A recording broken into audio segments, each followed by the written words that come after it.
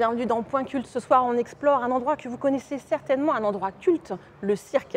Mais que se passe-t-il sous ce grand chapiteau lorsqu'il n'y a pas de spectacle? C'est ce que nous allons découvrir ici à la Roquette-sur-Siagne.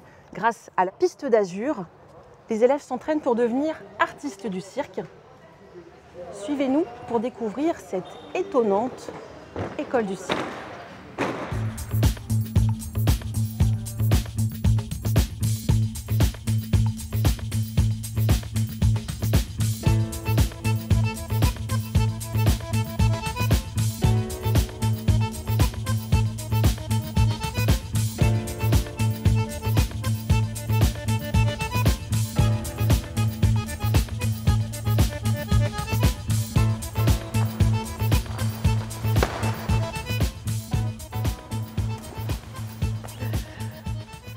Bonjour Anne. Bonjour. À combien de mètres on est tout là-haut? Je crois que c'est environ 8-9 mètres de hauteur, oui. Comment vous êtes venu au cirque? Donc, j'ai commencé en école de cirque pour les jeunesses en Belgique quand j'étais 10 ans. Oui, donc j'ai commencé avec du cirque, un mix de cirque, de jonglage, de monocycle, d'acrobatique, tout. Et quand j'étais 12 ans, j'ai professionnalisé dans le tissu. Et quand j'étais 18 ans, j'ai allé en école professionnelle à les Pays-Bas.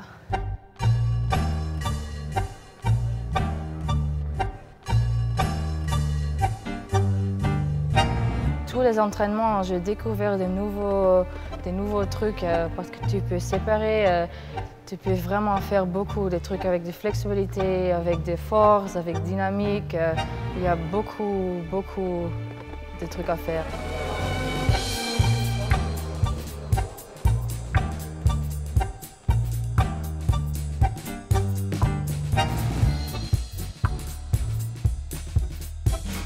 Ça a l'air d'être une création presque infinie.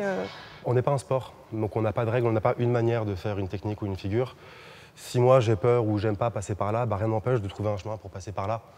Et donc oui, techniquement, c'est infini. On a autant de vocabulaire qu'on a d'acrobates.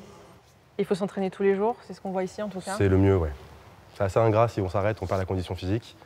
Et tout ce qu'on sait faire et notre technique se pose sur une condition physique. Donc effectivement, comparé à d'autres savoir-faire où tu peux partir 2 semaines, 1 mois en vacances, tu sauras toujours faire, manipuler ton logiciel ou quoi que ce soit. Non, moi je saurais toujours faire mon nœud, sauf que je n'aurais pas la condition physique de le réaliser.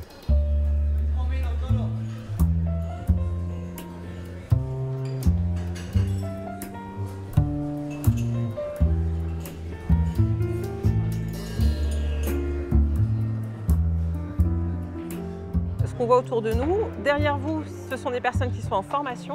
Soit ils sont en formation préparatoire aux écoles supérieures, c'est une formation agréée par le ministère de la Culture, dont l'objectif est d'intégrer une des 3 écoles nationales françaises ou à l'étranger, ça peut être aussi au Canada, en Suède ou dans d'autres pays européens. Et une autre formation qui est une formation d'artiste de cirque et du mouvement et qui amène vers une certification qui permet d'exercer le métier d'artiste de cirque à l'issue de la formation, à l'issue des 2 ans. Mais il y a aussi des plus jeunes qui s'entraînent après l'école. Voilà, après, on a aussi des activités pour les plus jeunes, pour les initier, les former, les sensibiliser aussi aux pratiques des arts du cirque.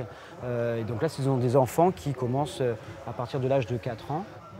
Patrick, vu que vous êtes à l'origine quand même de ce chapiteau, ça vous fait plaisir de voir des artistes qui émergent comme ça et qui se produisent aux 4 coins du monde?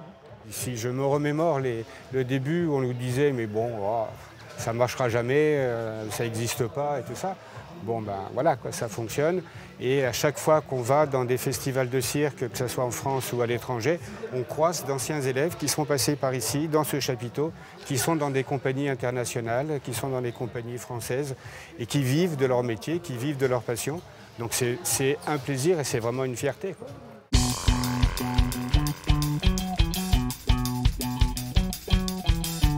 C'est les deux? C'est obligatoirement les deux, mais s'il n'y a que de la poésie, on passe vraiment à côté de l'essentiel. Mais l'acrobatie sans la poésie, c'est un peu triste. La vie est dangereuse. Si on ne va pas chercher le danger là où il est, ça manque de fun. J'ai pas le droit de répondre les deux à toutes les questions. a des disciplines qui sont vachement vieilles, comme la manipulation d'objets, ou les danseurs sur corde, comme on les appelait à l'époque. Les disciplines aériennes, elles sont vachement plus récentes. Le cirque a toujours existé. La plus ancienne trace, c'est 3800 ans avant Jésus-Christ en Égypte. Il y en a encore aujourd'hui, il y en aura encore demain, il y en aura encore... c'est toujours contemporain. Pour moi, je préfère sans, excusez-moi. Chez nous, c'est sans animaux.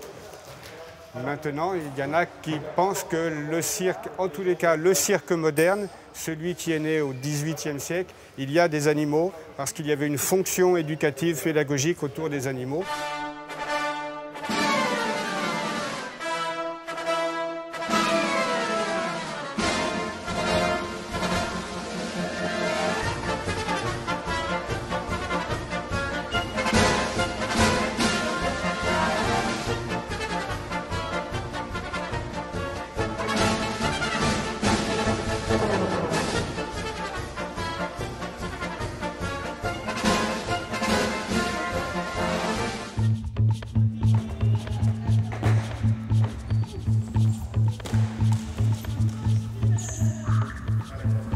Qu'est-ce qui vous plaît dans toutes ces acrobaties?